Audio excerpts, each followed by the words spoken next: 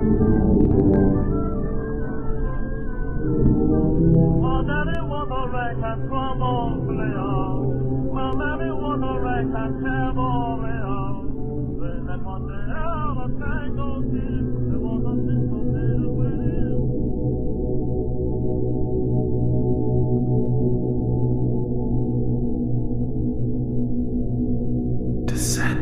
into Darkness, a Call of Cthulhu campaign.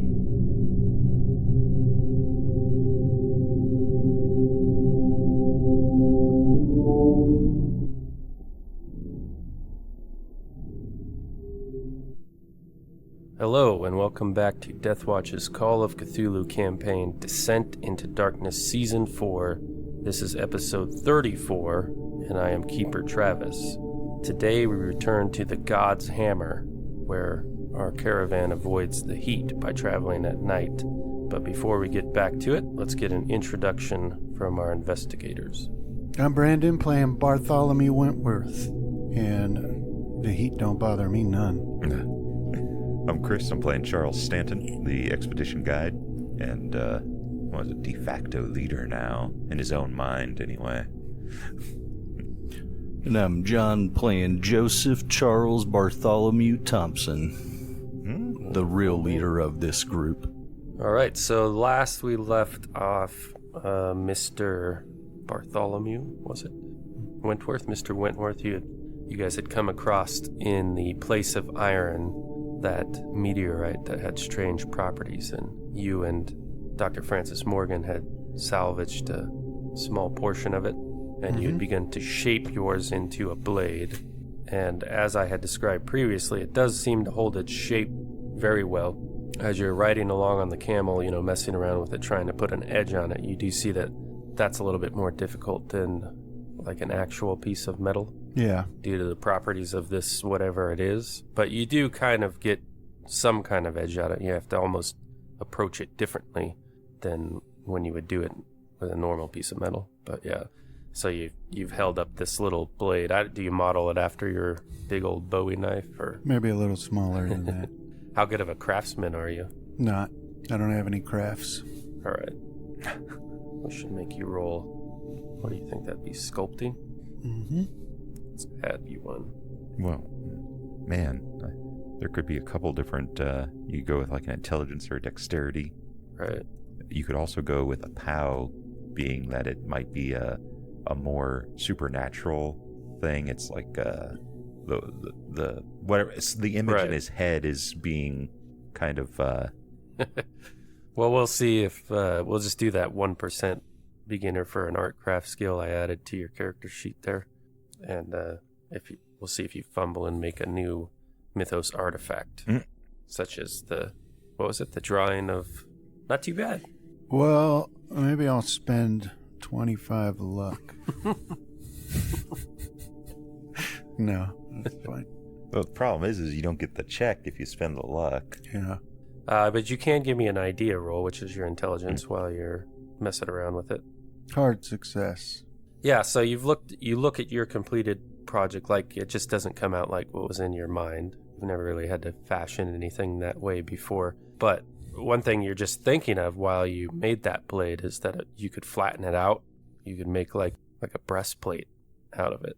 And if it has this interesting property of kinetic force, like high kinetic force being stopped. Yeah. That's what I'll do.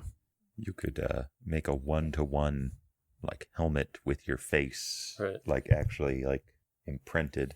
No, I'll that's what I'll do. Now, thinking of like the way that it handles hard impacts, I'll make like a fistful of dollars breastplate thing that I can wear and put underneath my. What do they call those?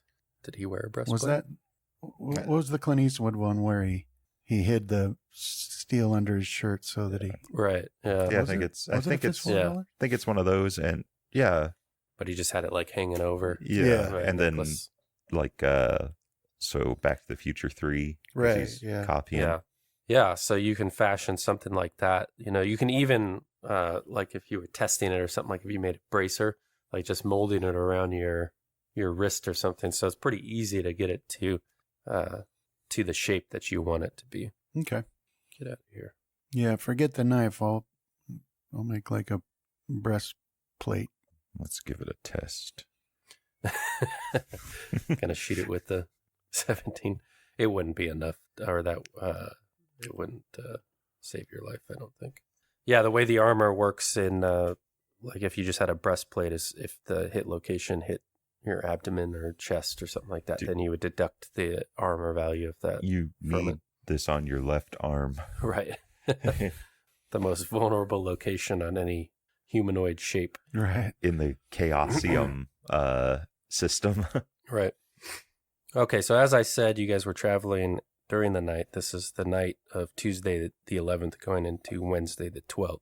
And just before sunrise, let me set the scene up again. You guys have entered the desert, so you've been going up and down these dunes.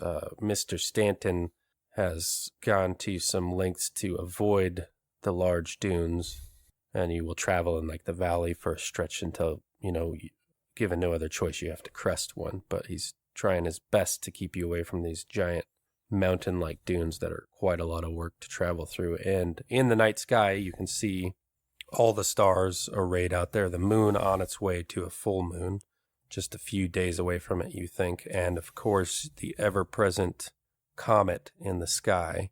And it's as you're traveling that you guys see Matvey just stop and stare at this comet for a while, like with the rest of the caravan streaming past him. Mm-hmm. He doesn't make any remarks or anything like that. He's just sort of staring at it with that far distant gaze of his third eye viewing stuff you've come accustomed to. Well, none of my business. Well, none of our business until he decides to kill us all in our sleep. Yeah, does it look any different? Not to your eye, no. Okay. Well, yeah, I'll go ask him what he sees. He sort of blinks, coming back to the here and now, and he says that it stopped. The comet stopped? Yes. Well, I don't know enough about science to disagree with you. But that doesn't seem likely. But what do you think it means? Could be good, could be bad. Well, let's find out. Gotta keep going. He waxes Camo with the camel stick and falls back into the caravan. Now we can approach the morning, which is when you break for a camp and do your resting. There is a downside to that. It can make your sleep kind of hot and uncomfortable. Yeah. But it does seem to be better all in all than traveling during the heat of the day. So we can do a constitution check with a bonus die on top of whatever penalties you might be carrying. I don't think I have any penalties yet, do I? You can always click on your portrait and hit the survival report. You are carrying 1 level of exhaustion, which does not impact your constitution roll. No, I don't see the survival report. It's not okay. Looks like I had a hard time sleeping. Did you add the bonus? Yeah. It's pretty close, though. Good for Matvey. We'll check these Yemeni workers. Ooh, I had a hard time sleeping as well. All right, how'd John do? Mr. Thompson did well. Yes, I succeeded. Praise Sathagua. Add 1 to Mr. Wentworth, Mr. Stanton. So I'm at level 1 now, or am I at level 2? You're at level 2 now. Yeah, all right.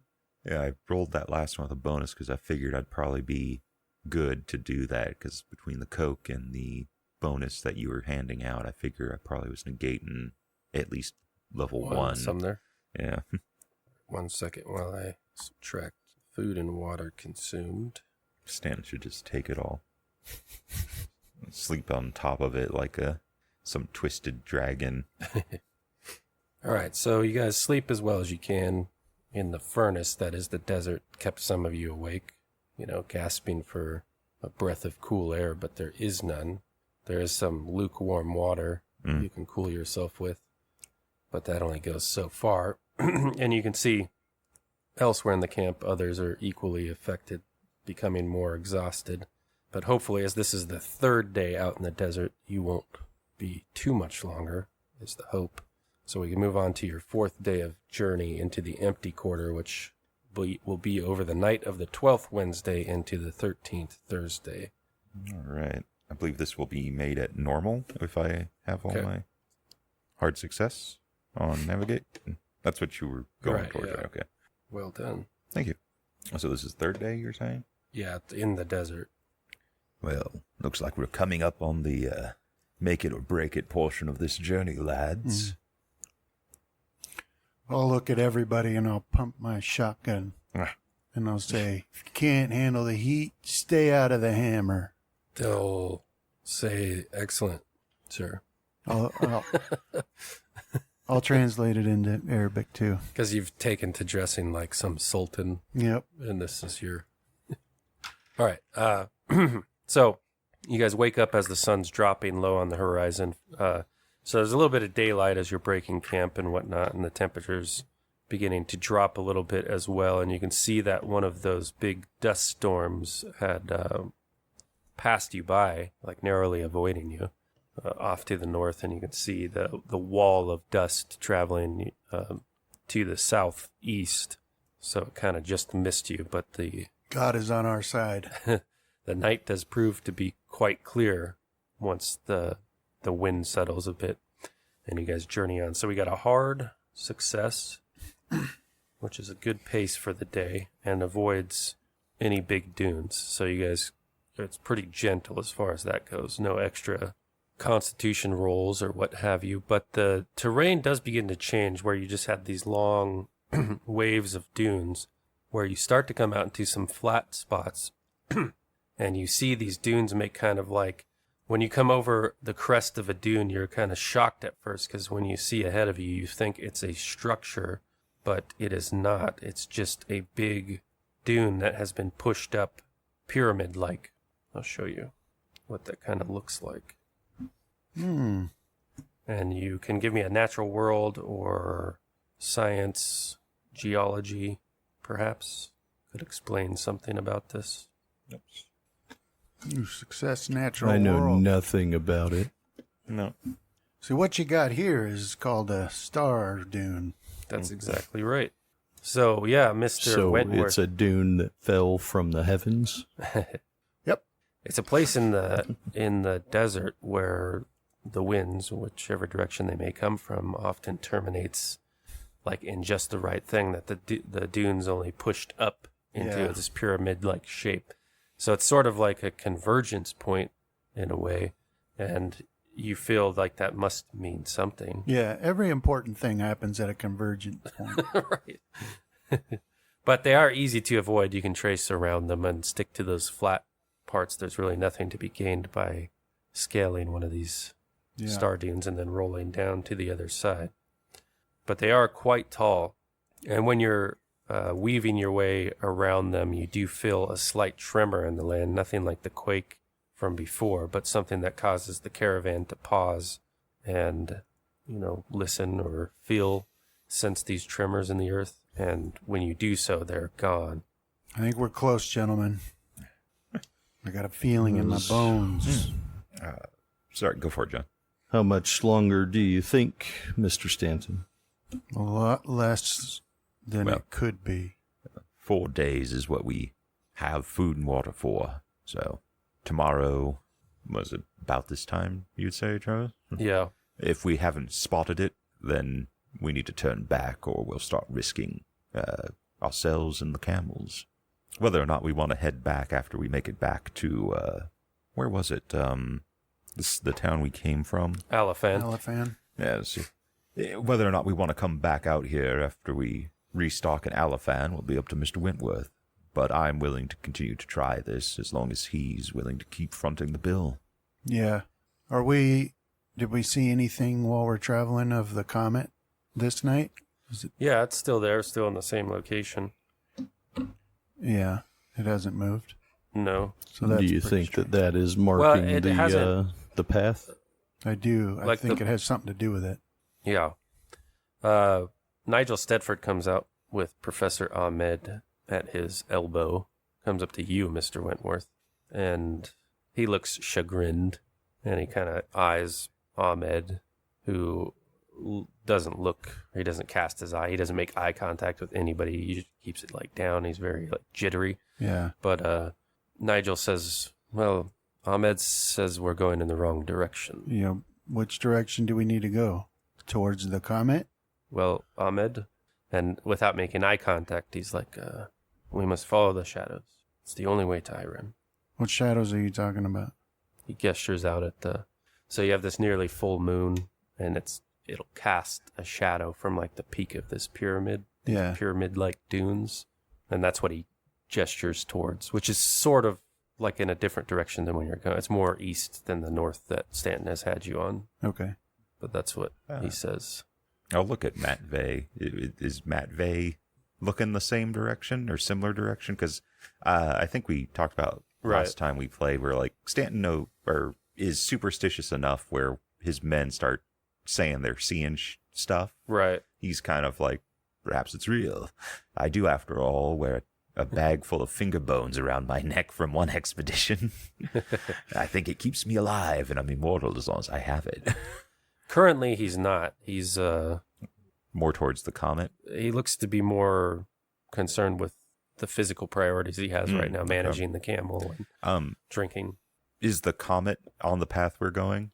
Is it like the North Star for us? It does match up more to this shadows thing. Like if you were to imagine the scene of one of these star dunes before you, as you guys are looking at the lay ahead, you have like a shadow cast to the northeast, and then if you were to trace it sort of directly up, you might see the comet there. Okay. What exactly is your reasoning for this, man? You, servant thing. There's no reason. It's just how it is. That's how you get to Irem. That's how I got there. And for one brief this moment, is the crazy guy. He gives you like that left eye, or the good eye, I think, which is his right eye, gives like touches your own eye, your own gaze for a minute, and then darts back out somewhere. He's not pulling a John touching eyeball to eyeball with lady. All right, so that's how he comes and he talks to you. Yeah, I'll take Wentworth and all right, carry on. All right, I'll take Wentworth and Thompson aside, as they seem to be and maybe Elias if he's nearby. Yeah. It wouldn't be the first time a portent or an omen leads the way. Yeah, I agree. I think we should take his advice. Thompson? I am in agreement as well. As am I. Elias, any words of wisdom if you're here? Elias, where are you? No, it seems the wise move. I mean, it's as good a direction as any.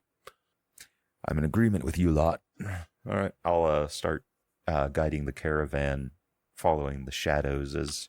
Yeah. And I guess I'll get him, the crazy guy. Is it Ahmed? Is that what you said he was? Professor Ahmed. Ahmed, sorry. Common mistake. Looks like you're my bloodhound, so front and center with me. He casts sort of a fearful glance at Nigel, and Nigel just sort of pushes him forward a little bit. Come on. He's like, well, man, you're the one who've been there, not us. Come on now. But he, like when you reach to sip from your canteen or something, like even those small motions seem to like cause him to jolt if he's aware of them occurring like this. Like you've seen it in men that have experienced war, sometimes that sort of thing. Oh, I've also seen it in dogs that have been beaten. That's true. And perhaps, at least in the cases of most dogs that Stanton's met, they probably earned it, not being loyal mutts that they should be. So for the rest of this day, you follow the shadows. As Professor Ahmed says, you go from star dune to star dune, recalibrating yourself on the points of the shadow that come off the top of the star dune. And like I'll be keeping an eye, like we're not going in a circle, making sure that, or not. When doing this, Stanton realizes that sometimes a circle might be the only way to get to a location. Yeah. But, keep making sure that it's like not a complete. Yeah, well, you've heard, although Wentworth would probably be more aware of this talk of planetary alignment, and now coming up on a supposed lunar eclipse, you have a bunch of things that are lining up that sort of keep the shadow as a good lodestone, because the moon and its path in the sky is just continuing like straight up. At some point, it'll kind of loop down and go in this direction. But for now, it's not leading you in a circle. It's leading you straight on northeast. Well, I'm more worried about him leading us. And it's not it might not necessarily be something that Stanton stops, but if we are like just going around like one star dune essentially over and over in a again, circle, he'd take Wentworth and as much as you can differentiate the land, you don't seem to be going in a circle, and you haven't seen your own prints, obviously. As you come to morning on this day, though, you do see a line of camels with riders traveling back. They're distant, but they seem to be traveling back to the south. What was the name of that? And you would reckon this is the Almura Bedouin. There's the Almura, most likely.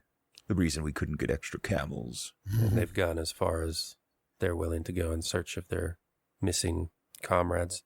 But they're, many hundreds of yards distant. You can make out enough detail to see one stop for a time at the top of a dune and look at your guys' progress.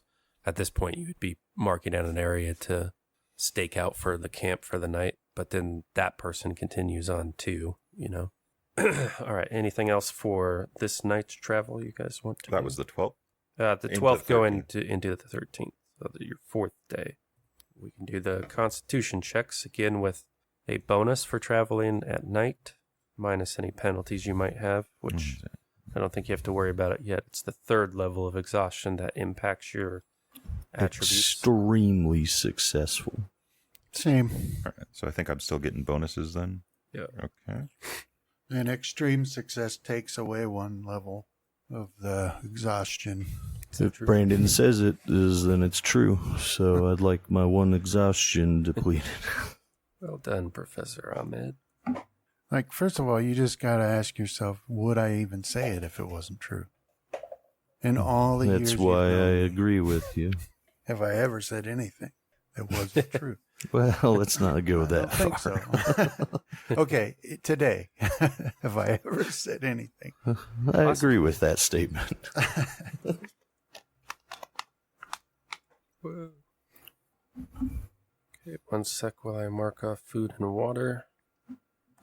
Mr. Thompson, were you going to try to scribe, Oh, yeah. translate that spell all these nights? Yeah. I can't remember what I was rolling for that, though. It wasn't. It was just about like keeping your attention enough to not accidentally write it in Latin for whatever reason. And you did understand it came with like a magic point cost, basically, depending on your power roll. All right. Yes, I will try that. Yeah, go ahead. We can just have this act as how the last few Success. nights. Okay. So it's just a D6 magic point cost for tonight, but it's usually gone in the morning, or you got all that back in the morning, basically. As the night weared on, and at any point did Matt Vey become less preoccupied with his camel and start looking a similar direction? Yeah. Okay. He went out to look at the comet again when you guys were all settled before the sunrise made it invisible, basically. I'll ask him what it... Matt Vey, second of your time. Do you feel that we're still traveling in the proper direction? Do we follow the sands? Yes, but we don't have a choice now. Caught in the current. Yes. All right. Stanton's going to bust out the elephant rifle, and that will be his main... Time to get ready. Mm-hmm. Well, if we brush up against the banks of this river, let me know. I don't like following the blind word of a madman. Yes, boss. Thanks, Matvey. Okay. So on into the 5th day in the empty quarter, which is the night of the 13th, Thursday, going into the 14th, Friday. The 5th day is an important day because that is the day in which you must take the water from your camels and feed it to water the other half of the camels. Probably before you set out, because you would risk some of your camels dropping dead during the day's travel if you don't. Which is the first order of business when you wake that day. It's another clear evening, night. I guess you can do your navigation roll as you plot it out. And Yeah, come on, there we go. whether you say it or Nigel says it, I mean, he'll probably say it to you. He's like, I don't have to tell you that this is our very last chance to turn back, Mr. Stanton. What is... I don't think we have a choice anymore, Nigel. What makes you say that? Once you get so far out into these wildernesses, you get swept up. Whatever it is that drives these primal forces out here. I think we're quite in the middle of a deep current. Let's see how far out to sea it sweeps us. Perhaps so. You should write advertisements for your expedition company. It's very romantic. Stanton's getting weird. But yeah, so at the meeting, that would be like a big topic, I suppose. But, yes, I do plan to water the main camels that we're riding upon and the ones that are in charge of carrying our food stores and what little will remain of our water.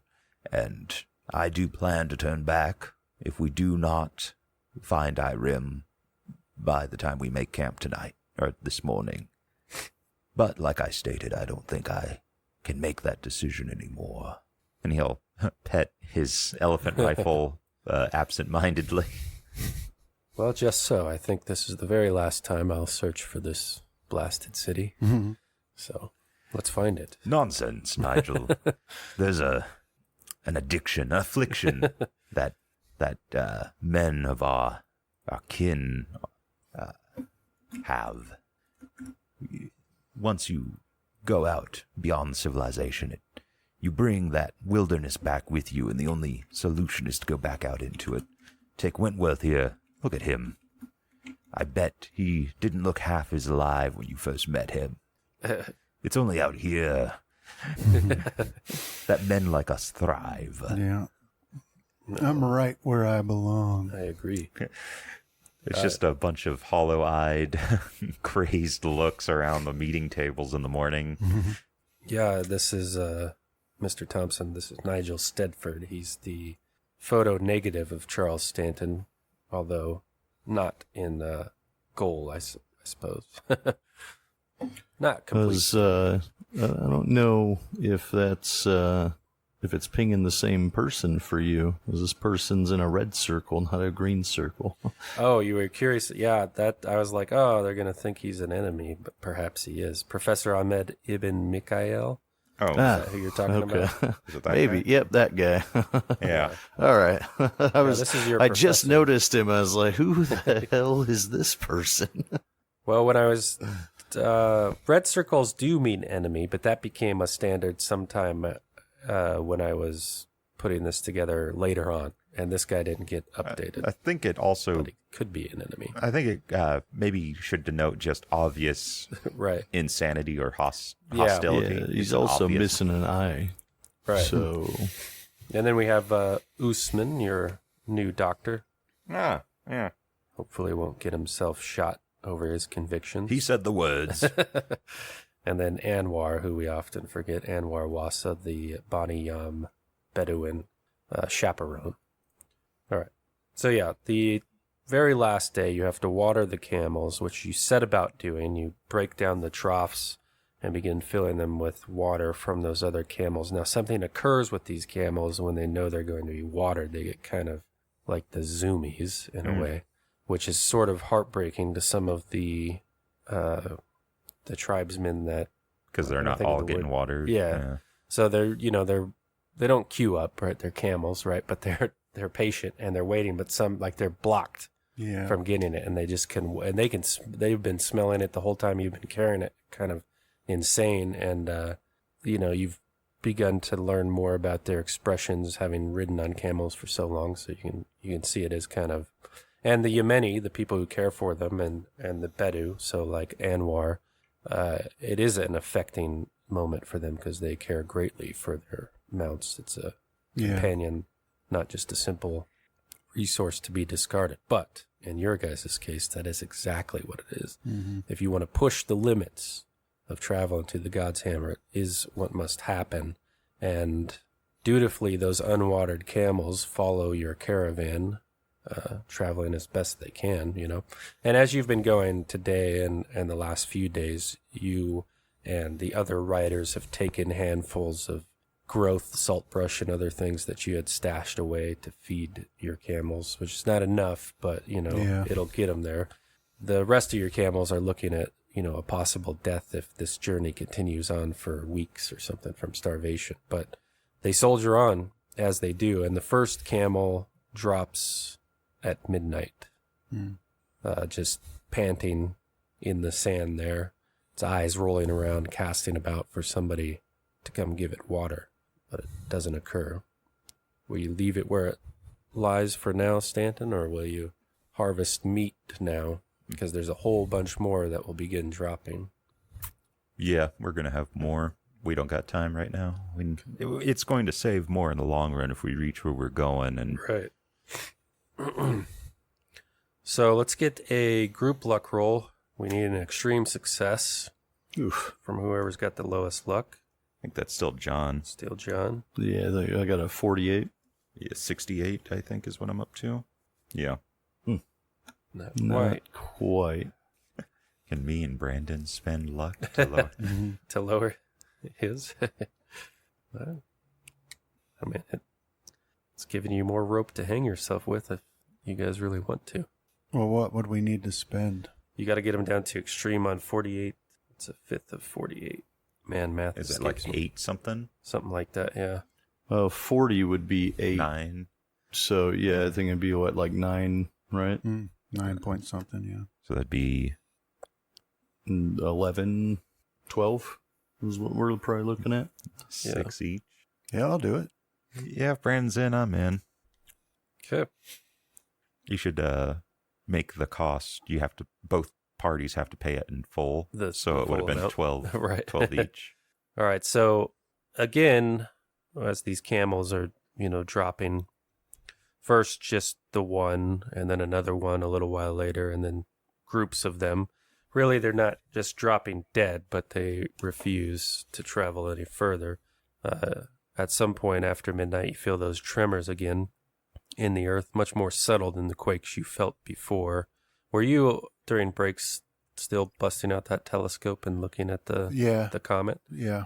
So yeah, this stopped thing, like you didn't really see its travel before the comet, the distance and whatnot. You wouldn't really see it move, right? Except over like days or something like that, if you had something to compare it to. But so you're looking at it, you don't know what he means by stopped, but an interesting thing occurs where smaller points of light shoot off from this larger comet head. Almost think of like the spores of a dandelion puff. Okay. Like they float off and they kind of come down, maybe appearing like they're getting closer in some way, but then the light reflected from the earth, once they reach that point, they disappear from sight, right? So you don't know what to make of that. And also of note is that there's a commotion as you guys approach morning amongst the Yemeni workers. Okay, I'll go figure out what's the problem. You can hear them, a few of them speaking in Arabic in a panicked tone, and a number of them are complaining that they can't see. Oh, okay. How many of them? 3 of them. All right. Why? So I'll go, get close to them, figure out, are their eyes open? Yeah, you're looking at them, and Bandar al-Jadi comes up to your side, and he's like, Bandar's been stricken by blindness, Mr. Wentworth. Well, how does that happen? I don't know. He's Did just he complaining. Fall? Did he get hit? Did he get bit? No, we were just riding along, and then he said he couldn't see. Well, I'll call the that same doctor. Basic story you get from the Yemeni as well. Yeah, I'll call that. Call over Usman. Yeah. So yeah, he kind of looks at them and he's like, "Well, I don't see anything, but I've heard stories of exhaustion or certain deprivations, causing that kind of thing. These men don't seem that bad off, though." Yeah, they've been eating, they've been drinking. Perhaps it's temporary. What should we do about it? Well, I have nothing to treat them. We could offer them prayers. Okay. Well, I'll just have to assign. Get you. Well, let me roll his medicine. Maybe he'll see something odd. No. Well, Yeah, I mean, I don't know what to do about it either, so I'll assign a seeing Yemeni to the blind Yemenis. Right, to guide their camo. Keep them with us. And the Hopefully, seeing Bandar to the blind Bandar. Hopefully it passes or something. I don't.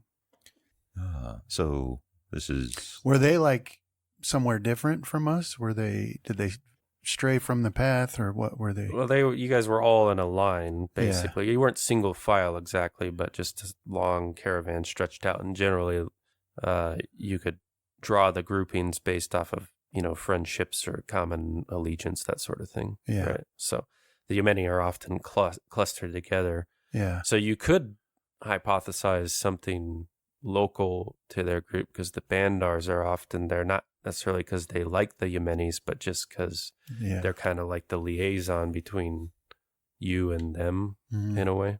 So maybe it was something local to where the Yemeni were clustered. They are fearful of Mr. Stanton, so they often are at the back. Yeah. Well, I guess I'll ride back to an area I know they rode through and do see if I can see anything. Yeah, nothing. I mean, you just see the desert. Yeah. Okay. Well, I don't know how to help you. You're just gonna have to let your guides guide you and keep up. Hopefully, it's temporary. Yeah, and there really is nothing to do for it. But you pair them up with seeing people, and they can get along just fine. There are not that many hazards in the desert. Yeah. And the camel's doing, most of the navigating through the terrain part anyways. Were you going to ask a question, Chris? A while ago? Was it, this is the dawn of the 4th day? No, this is dawn of the 5th, basically, yeah. I'll, before I head to bed, I'll climb up and bust out the binoculars and see if I'm seeing anything. Well, this is, let me rewind it a little bit. This is as you're approaching morning, and you guys haven't quite called the stop to the march yet. You have maybe another hour. I'll still probably be doing similar stuff, like maybe leading or having them go around like a star dune, but I'll go partially up and start looking. Yeah. And I'll also be keeping, Ahmed? Was that his name? Or the professor and Matt Vey nearby, and hopefully keeping them as my lodestone. Okay, so about 30 minutes after the blindness incident, so Stanton, you were only tangentially aware of that as it was occurring back with the Yemenis, but your Stanton men, which usually keep close to you, one of them begins, he just suddenly is like, what? I can't hear you, right? Like they were chatting, two guys were chatting, and then one of them's suddenly claiming that he can't hear anything. This is all just signs that we're going in the right direction to Stanton. But even more of a louder... it's like a poison that seeps into you. We got to be close now. Even more of a ruckus is caused when Mr. Whiteman starts doing the same thing, basically. That's how we know it's actually happening. Yeah. It's because he's too much of he only cares about money. That's all he raises a ruckus for. He's like, I can't hear a damn thing. Did you play a trick on me? No. Mr. Wentworth? What? And it's a shame you're not dead instead. It resolves. I can't hear you. Yeah, I know. Probably a good thing. And again, another of the Yemeni workers starts to complain of some sudden deafness along with the other Bandar. So one is blind, one is deaf now. Now we just need another one that's mute. Right. And Usman jumps in to examine this, and you see, in this case, he goes to the first, he sort of looks to you. You want me to look at your guy? Yeah. And have at it. Just don't slow us down.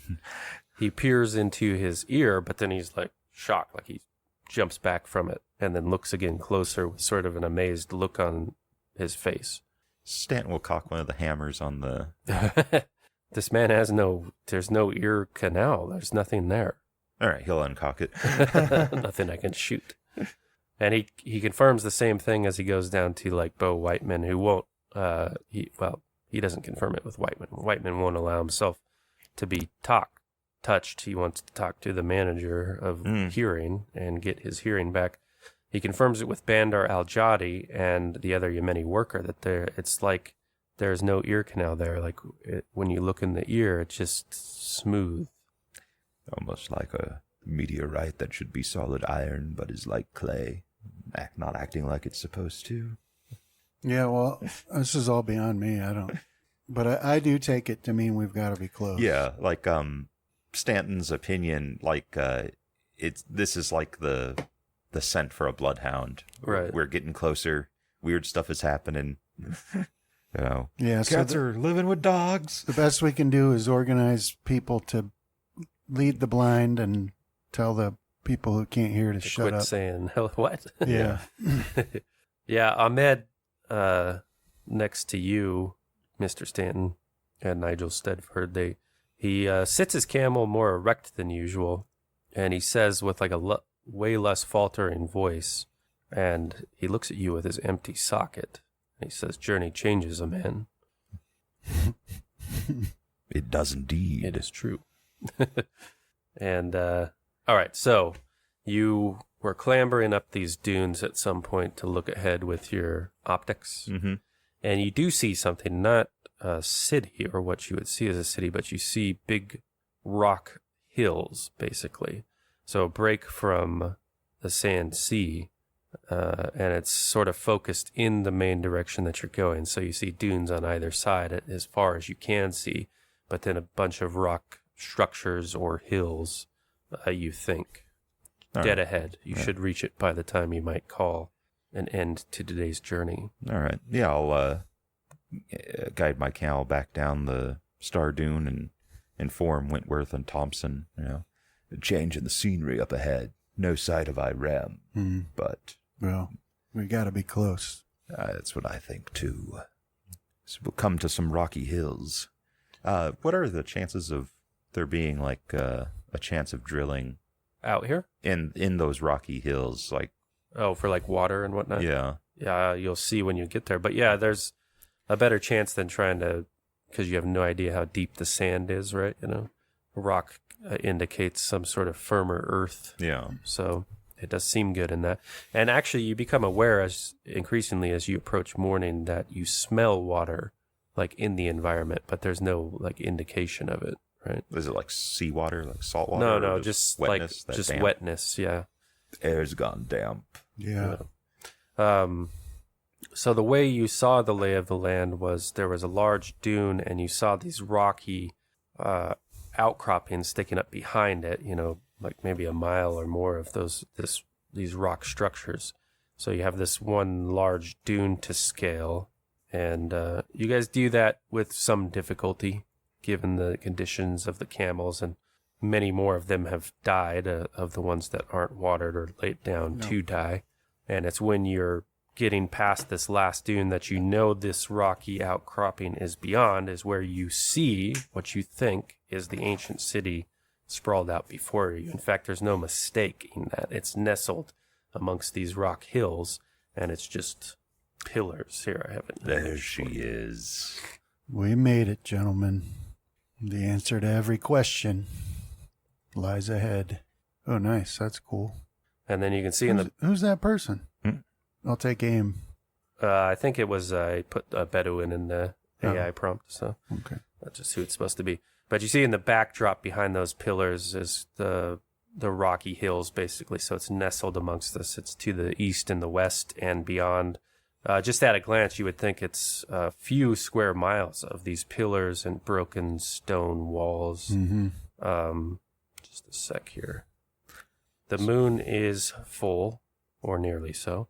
The remains of the city seem to glow with faint light, and it's all in this wide, flat valley. You can give me a spot hidden while you're looking down this dune into the city.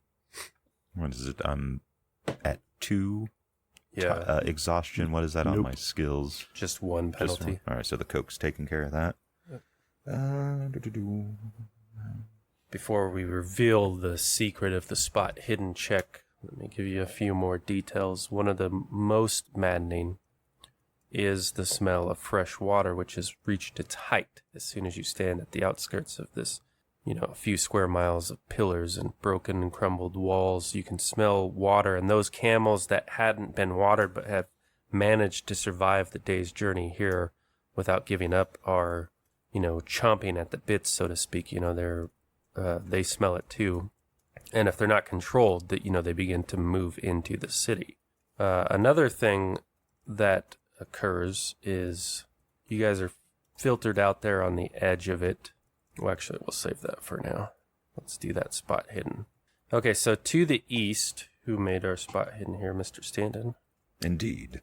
So you fully expect in the east the glow of the sun to begin appearing any minute now as sunrise occurs, but that's not what you see when you look to the east. You look over these pillars to the rocky hills that form the eastern border there, and you see a glow of light, you think, coming from the far side of those rocky hills. It would be some ways distant from where you are now, like quite a ways, but it catches your eye because it's obvious in the night sky. The horizon is fairly uniform in how dark it is, but there's some sort of light source, or many lights perhaps, on the other side of that rocky hill that is causing some lightness to appear in that part of the sky. So that's what you notice with the spot hidden there. But for the rest of the caravan, everybody's just sort of poleaxed there, having finally, after months in the desert, to finally be there, and not quite expecting what to happen once you get there. A welcoming committee or gold to be streaming. Instead, a bunch of hobbled Bedouin and Yemeni. Well, we're not going to learn anything standing here, gentlemen. Onward. So does it look like the picture, or is Yeah. that okay? Yeah. So I would say there's that like an avenue right ahead of us to travel down between those it looks pillars, like right? a big boulevard into the city, Yeah. It definitely has the aspect of a once great city, and that you get the sense like you can close your eyes for a minute and superimpose an image in a time when it wasn't to ruin, but of where caravans would come through this great boulevard towards some sort of center market or something like that. Well, Stanton, I recommend we move in until we find a good place to set up camp where we can leave the afflicted and then begin to explore from there. Well, I agree, but, I have your ear, Wentworth. What do you see to the east? I'll look to the west. The I'll hold up other my east. Yes, never eat soggy. No, look to the west and hold up your mirror because you don't want the sun to see you checking it. Right. Yeah. No, I'll look and see because it should be about sunrise now, right? Mm-hmm. Yeah. Well, there's more of a, when you look, he can easily point that light out to you. You didn't notice because it is faint. It's different than what the sun looks like creeping up on the eastern horizon. It's more localized, right? Something over there. Yeah. Yeah. It looks like there's some sports team at a stadium playing That a would night be a game. good description of it. Yeah. So that's probably what's going on. But you don't hear anything. It could be, you think, hundreds of yards distant and over a hill. You're not picking up any sound coming from there. Well, what could be putting off that kind of light? Perhaps Maybe we make camp and then we go investigate. Yeah. Okay. Yeah. So do you want to camp in the city, or do you want to stay up by these rock hills? Yeah, Wentworth seems like he wants to get down into the city. Yeah. And I'm not really one to. Well, because it'll probably be, if you're going down and there's the shade, it'll probably be cooler. Yeah. Plus, that smell of water is probably enticing. Yeah. No, it is for all of you, because the last bit of water that you guys have, you drew it from the well in Alafan, which was quite bitter. Yeah. So you're smelling like a sweet spring from somewhere or everywhere, and it is sort of propelling you forward. If we get down in the shade, and if we get the sacrificed camels that are remaining unloaded and find water quickly enough, we might be able to save some of the ones that we didn't intend to save. Yeah. So that, and it's one of those where, like, Stanton doesn't like the idea of going into a mysterious, abandoned, destroyed city at night. Right. But I mean, might as well in this case. I mean, that chance of water is too high. Too much of a siren's song. yeah. Yeah, Professor Ahmed Again, different than the whipped dog, sitting more erect on his camel and looking at you with his ruined left eye, says to you that we must find the giant stone hand. Professor, what do you remember from being here? Like the light to the east, do you know what that is? That does not concern us. What about the city itself, Ahmed? Any beasties or things we need to be aware of?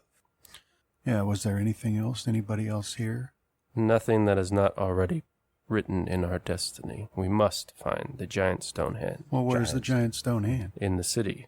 Okay, you want to lose the other eye? he regards you with his empty socket. And it's unsettling, actually. It's not because of the empty socket, but because of what his good eye is doing, which is looking all over the place. Yeah. You can just stay a little bit a ways away from me, buddy. Yeah, you can see like Nigel shifts his camel like a few feet away from him, and he's kind of like, this is not. He conveys that this is not the Professor Ahmed that I know. I'll bear an inch of my pistol.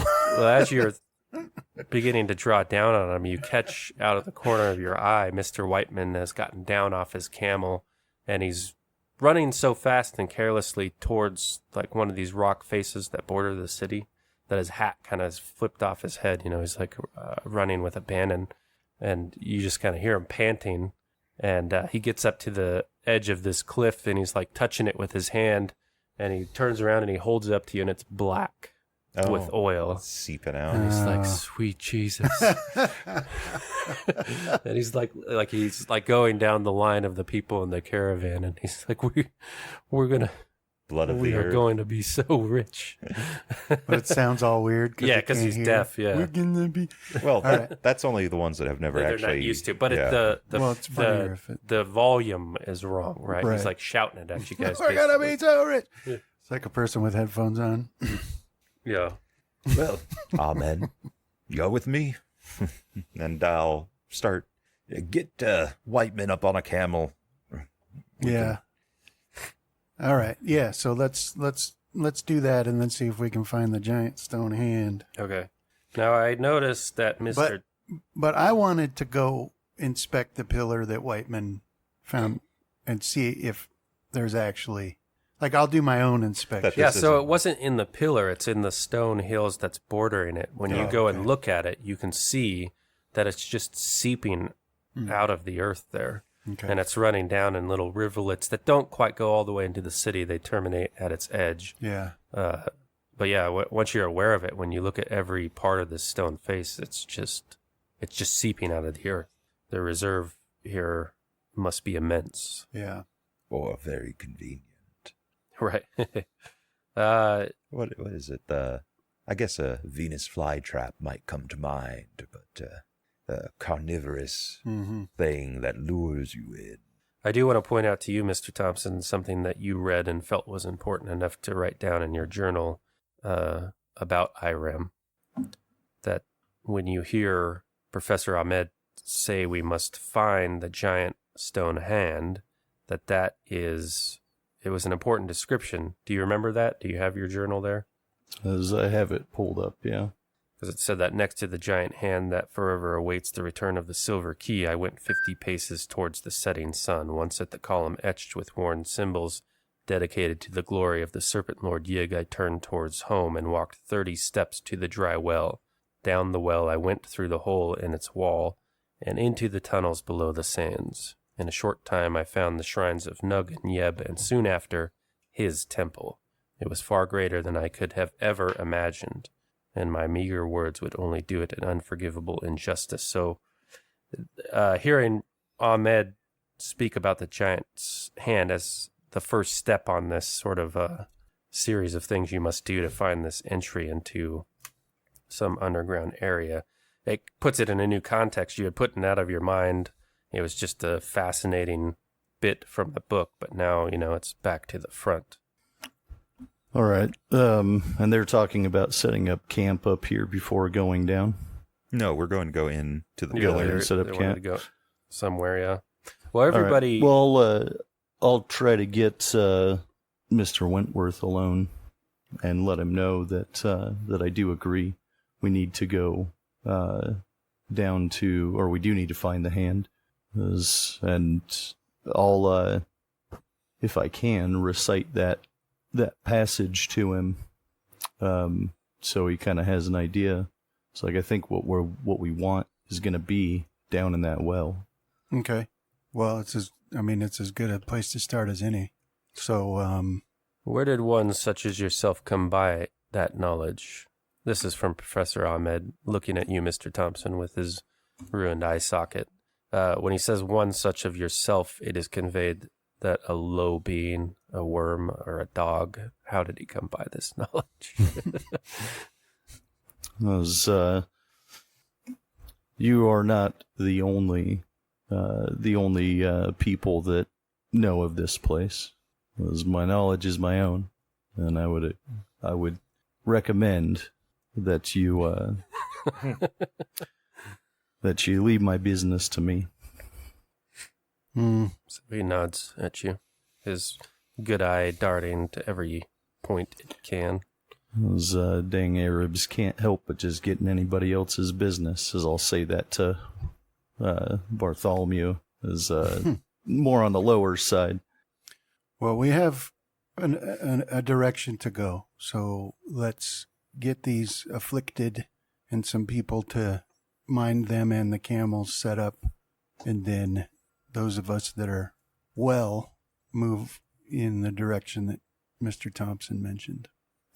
Yeah, so then I'll clap my hands and say, come on, let's get moving. Yeah. Let's get moving. You're searching for this giant stone hand. Unfortunately, that's like the thing you must find. You never were given, either from your studies of the Liber Ivanis, a description of it, nor does Professor Ahmed illuminate where the giant stone hand is. You must search it out.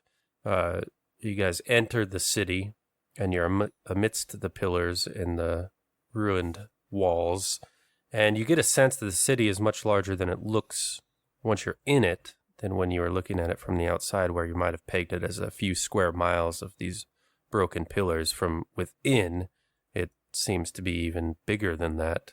Of course, that could just be a context, or the context of being within the actual structures themselves. But you do see some indication that it was more than just pillars and walls. You see paving stones that are jutting up from the earth here and there. However the city came to its end, it wasn't from like a meteor shower or anything like that. It more looks like people disappeared one day and then this was left here. Mm-hmm. You become aware of a wind at your back that picks up lightly as you travel further into the city. Let's see. And still, Mr. Stanton, your eye glances over to the east where you see that light, which you will soon not be able to differentiate as the morning sun begins to crest. But for now, you can still see it, as Brandon so succinctly put it, like a stadium. I'll just keep making notes of where the direction it would be. Okay. Right now, the caravan is the more pressing business, getting it encamped. So after the first hour in the city, going down streets and avenues where you can almost hear the echoes of life in some distant past, but when, who knows? You remember when Dr. Francis Morgan was talking to you, there might have been some indication of life here in ancient, Roman times. And Dr. Francis Morgan, is like slack-jawed and in awe of everything he's seen here. This would be the find of his lifetime. But still, a stone hand doesn't appear after an hour, and by then the sun breaks over the rock hill to the east and begins to light the city, and the wind at your back picks up even more. And you actually notice something odd, to where you can feel it blowing directly from your back. When you look over to this avenue up to the northeast, you can see it blowing debris in an opposing direction. So like there's wind coming this way where there's a wind coming from your back. Mm. And it's not very much longer after you guys notice that the wind is almost out of control, like enough to cause the camels to waver a little bit in their step. And it all seems to be rushing towards the center of the city. And it's drawing in it dust and anything that's loose. And just like that, it comes to an end. She's welcoming us. Yeah, it was almost like a great inhale or something like that. Drew everything in. The whole process was maybe 10 minutes from when you first noticed that. What do you guys think? If we haven't investigated over there yet, it's probably a good place to go. Okay. Okay, so traveling towards the point where this wind was drawn in, you see what looks to be like a dome in the earth, right? Or maybe like a wide, what would you call it? Like a palace? Or no, that's not the right term. We'll just stick with dome. It's almost like the buried dome of a structure is in this big center square where a lot of these boulevards terminate in. And there's a great crevice in that stone structure. Like you can walk out on it, but you see this huge crevice running along the center of it. At a glance, it's about 16 feet long. Do we see anything down there? Not unless you're going to go investigate. Yeah.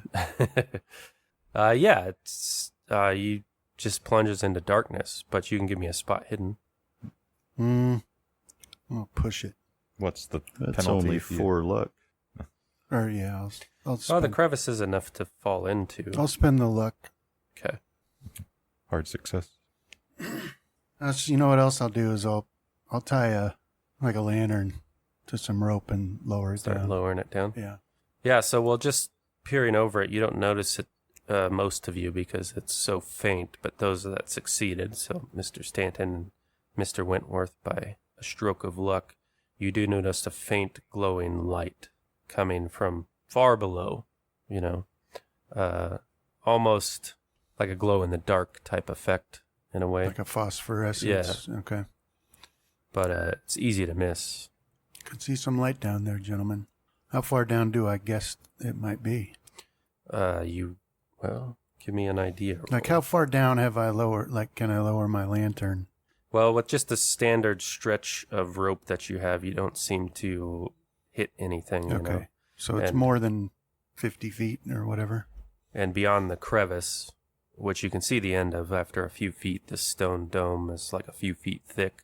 It just is illuminating darkness, so you have nothing to gauge what's around it, It could just be a great open expanse as near as you can tell. And let's see. Yeah, so we'll say you have, tens of feet of rope attached to that. It just doesn't, come to the end and it doesn't seem to touch on anything or illuminate a floor below there. But you definitely do get the sense that you're standing on the roof of some immense structure below. Yeah. Is opening. The light or the glow that we see down there akin to the glow in the east, or is it wholly different? The glow in the east has, as Brandon described, a more grounded explanation, as it would be just some sort of artificial light coming from the ground, whereas this is just sort of a faint glow. I'm going to be, what's the word I'm looking for? I'm going to be frank with you, Mr. Wentworth. I do not like the idea of setting camp next to a gigantic crevice with a glow down in its depths. No, this isn't where we were doing that. No, we're just looking at it. Yeah. Camp's already set, right? Or I don't think so. I thought you guys had decided to travel in. Okay. We're getting sidetracked by every little... Well, actually, I'll say that as we're getting sidetracked by every little thing. This isn't important right now. I agree. We should go back in time and set up camp when I wanted to, and then us go on. Oh, in a small... Well, I kind of like the sidetrack thing, actually kind of fits. Your expedition would be... distracted. Yeah. And it makes sense for him and Thompson to be more taken with wanderlust and Stanton to be more business-minded. So you kind of refocus and... there's a western port to the western side of this dome. There are a lot of wide open areas that would be good for the camp. Okay, so we can pick one of those. Or someplace we've passed on the way here that would have looked good for a camp. Yeah. And continue the search for the hand. All right, so we'll do a second hour of search on it, and you feel some more tremors in the earth again. You can't originate where it comes from. It's very subtle, not at all like the quakes you felt days past, but it lasts for a minute or two and then it's past.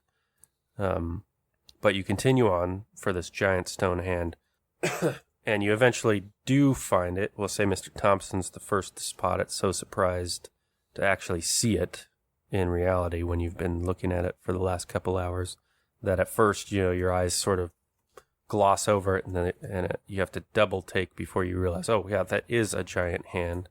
It stands about 12 feet tall and 6 feet at its widest point, and it's resting upon a 7-foot-high stone arch connected to a low wall. And that wall itself is 4 feet high and encompasses a number of other ruined stone buildings in it. So you got that image. It's on an arch, sort of like a statue on an arch, with this giant stone hand picking up Mr. Thompson. As Mr. Wentworth, Mr. Stanton, as I think we've found what we're looking for. I'll point over in that direction. Yeah. Let's see. And then run like a giddy squirrel girl. Yeah, I figure... so we need to decide who's with us. Like who came, make a party, who stayed. Yeah. I figure right now it would probably be most of our lead men and NPCs. So, like, between me, you, and Thompson, I think we're pretty good on firepower. Yeah. Then Nigel. Elias would probably want to go. Yeah, Mr. Jackson, the crazy professor, Ahmed. Ahmed, yeah. And I would leave, I forgot his name, Cooper? Curtis Cooper. Yeah, he's going to want to be taking photos anyway, so he can do that at camp, And then I'll leave the bulk of, I'll say all of my men, there's the word I was looking for, back at camp. Yeah. And they'll be setting up, Flanagan and all of them will be setting up their various machine guns and whatnot. Yeah, all of my Yemeni have to stay because both of my main ones got afflicted. So. Right. They're blind, your Bandars. Yeah. Blind and deaf. Yeah, that hasn't seemed to improved. So back to finding the stone hand. So you could see it's amidst a bunch of what used to be buildings. So you kind of are going inside the buildings. They don't have roofs anymore or anything like that. In fact, sand has worked its way in so that if the floors were where they are now, it would only be like 5 foot tall. So you know that it's much deeper to get down to where the floor actually is. But you're kind of have to stoop down to get underneath these archways to make your way to the stone hand. You do see odd furnishings as you pass through these buildings, like a single stone table or a chair or two. Mm-hmm. And at least one altar, although there's really no markings on it that you can indicate as to what it was an altar for. Judging by the furniture, can I determine if this was like for regular-sized people? Well, that's the weird thing. When you put it all together, they're curiously small, as though they were made for children. Okay. So this was like, this must have been like Sunday school. Perhaps. There is something I want to do before we left the camp. Okay. So a slight step back. I'll take, I will send 2 of my able-bodied men who I think are good enough at it to go searching for water where they can find it, and to be cautious. Like, don't touch anything unless you're certain. Don't go poking around. Just look for water. Return to camp if you find it. Don't pot it or anything like that. Just discover it. Yep, they will set out in search of water. Yeah, I'll recommend that they take a camel, let it sniff it out for them. That's probably not a bad idea. So you're finally before this giant stone hand, and from here, as you know, Mr. Thompson, your next step was to, walk 50 paces west? Where did you come across this information, Thompson? I read it in a book. Okay. Where else do you come across information? The internet. This is echoed by Professor Ahmed in his persona that sits more erect on the camel, and the tone is less halting, more imperious. That, yes, we'll go 50 paces west. There should be a broken column just over 11 feet tall. Yes. Although I don't know what they're referencing as home for their direction. So that's the only thing that's still a true mystery to me. is because after we find that, is we've got to go 33 steps in the direction of home. Well, maybe Ahmed will know. Yeah, it's from the point of view of the writer of that particular journey to Irem. So it could have been his camp or something. That you might have to look at the Liber Ivanis to get the context again of what he was writing about. The states are also off that way. Mm-hmm. Oh, the Caucasus off that way. As we can start following the directions, see if we can find that pillar. Got nothing better to do. Well, there are lots of broken columns in that direction, but you do find one that matches this, as Professor Ahmed said, 11 feet tall, roughly, you think, and you can see symbols carved into this one that have fared better against the elements than the others, but the language they represent is unknown to you, although maybe with the Cthulhu Mythos roll, you might know what they are. For those that have a few points, we'll have Jackson with you. And this is for, what, gaining entry proper or something else? For what? Well, Stanton doesn't know. So yeah, you don't. Well, you don't even know. Like, I'm just trying to see what he's picking up. Like, I think it's a bloodhound moment where your objective is not really clear to anybody. It's just Professor Ahmed was like, we have to find the stone hand, and so now you're on the trail, right? Well, I was just wondering if this is like, like what the excuse was for why we're dancing about. Right. Let's see. But yeah, you're perfectly within your character to call a halt to any of this nonsense going steps in one direction or not. What is it we're even doing? Yeah. We found the city. We need to think about what it is, As we're looking for a well. As that's what we're trying to find. Well, yeah, that's like what Stanton's kind of wondering is like, if we're already in the city, what's all this about? But also there is a part of him that probably has memories of Merryweather, like reaching a temple or some spot, some sacred site, and doing a bunch of hocus pocus and dancing about there too. Right. So he'll just have to grit his teeth. Ahmed says he does like a count of the men you brought. What is it? The three of you, him, Nigel Elias, and Elias Jackson. Yeah. And he says, spread out, look for a well. In a very commanding tone. Well, and with every intent, you can see him standing in like this location to watch you guys go out and find it. All right. It'll be no more than 33 steps away. Okay. Well, I'll pick a direction and go. Yeah. Yeah. Me too. Professor Ahmed rolls his gaze at you, wishing that he could call you on it, but you gave accurate information, so he can't. So he can only give you a disdainful look, as much as one can with a ruined eye, while his other one darts from pillar to pillar in the city. I'm beginning to feel that all professors are the same, because I'm seeing Johann in this guy. Okay, so you guys are out. You fanned out. I guess we'll do a luck roll here. Any penalties? Just normal? Just normal. Come on, John. Show me a harder and extreme luck. That's how you roll. We got... Is he killed? Is everything still... Are you still there, John? Yeah, sorry. It's a little bit of... I hit that button 4 different times and it still didn't go. No list.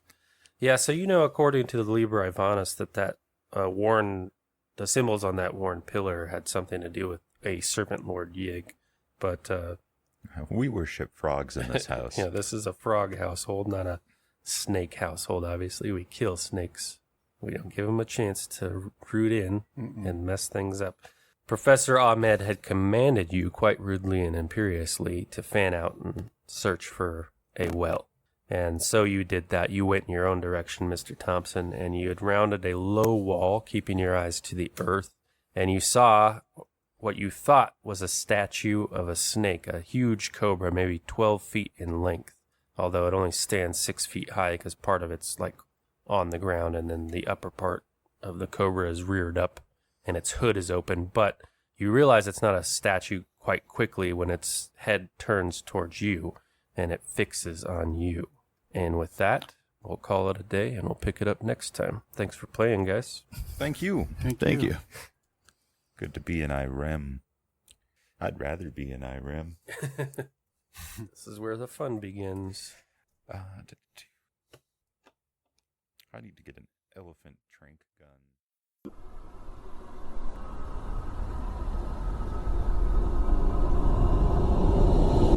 This has been a Deathwatch production. Thank you for listening.